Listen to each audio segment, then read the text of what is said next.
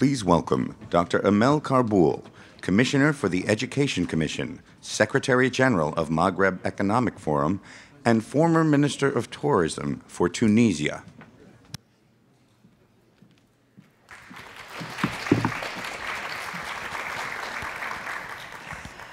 So hi.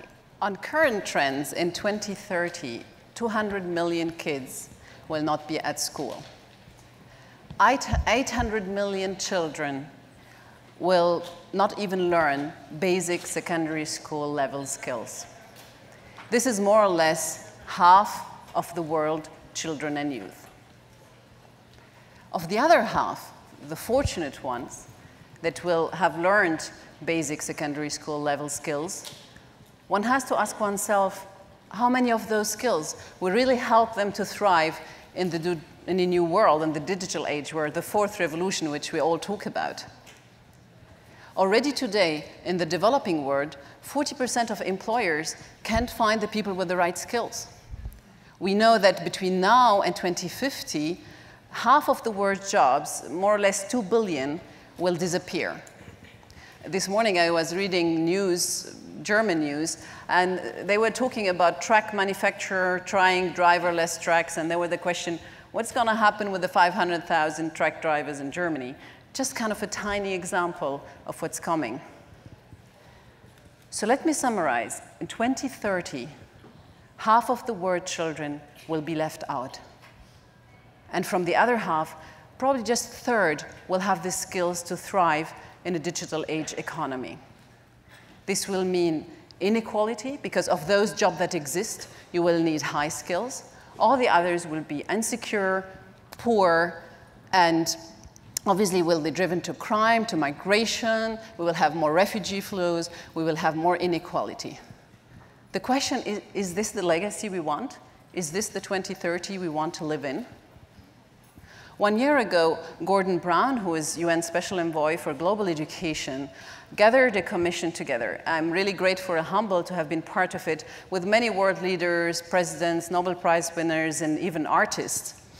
Just a small anecdote, we had the launch video yesterday, and this morning my daughter writes me on WhatsApp and says, "Mom, the video you are in already had 700,000 views within a few hours." And I was like, I guess because Shakira is in it helped a bit. She writes now on her description, international artist and education activist, which is great. So what did we do in this commission? The numbers I've shared with you are the result of the commission work. A whole year of extensive research, consultation, working with the youth panel. Some of them are here. Where are they? Education youth panel, yeah?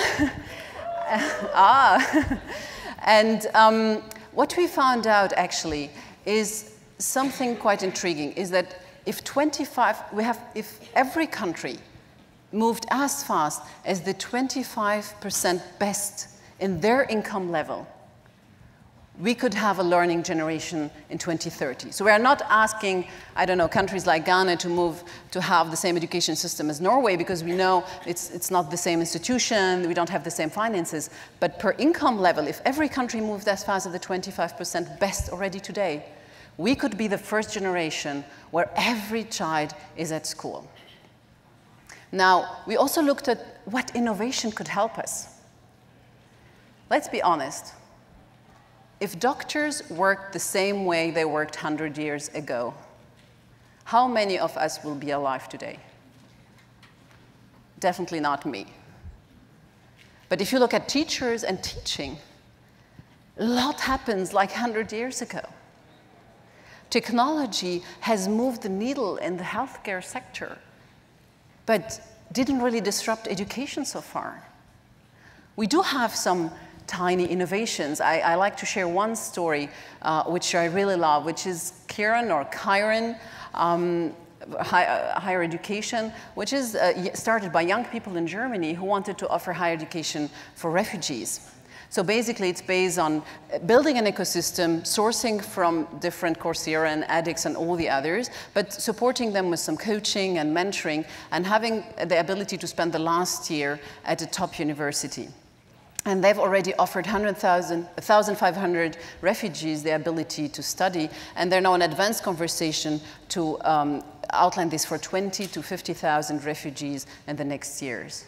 What's interesting is what they did is actually that they used technology to bring university to students if you cannot bring the students to university. But the other thing which is really intriguing is I believe, and I'm supporting them because I think they're not doing this for refugees now to start, but they're gonna disrupt education in general. So watch their desk. So I think that more innovation is needed because school today is probably the least reformed institution of the world. So also we know that in 5 years from now, everyone will have a mobile phone. 30% will have a smartphone. 56% will have internet. We believe that every child should have access to internet. Every school should have access to internet. And it's really not expensive. We can do this. Gordon Brown said yesterday that education is the civil rights struggle of our age. So we need to step up. I take you 60 years ago to my own country, Tunisia. After independence, our first president, Habib Bourguiba, introduced public, high-quality, free school for every child. People thought he's crazy. Some areas didn't even have water or electricity. Why spending in education and not in infrastructure? He believed that education would be the best investment, and I and many million others are the result of this bold, courageous decision. So today, leadership doesn't happen at the top. Leadership happens everywhere. You are the leaders. I think we have to decide together today, what legacy do we want? Do we want to live in a 2030 where half of the world's children are left out, with a lot of inequality, with disasters? Or do we want to be the first generation that make it possible for every child to be at school? We have the choice to do it today. Thank you.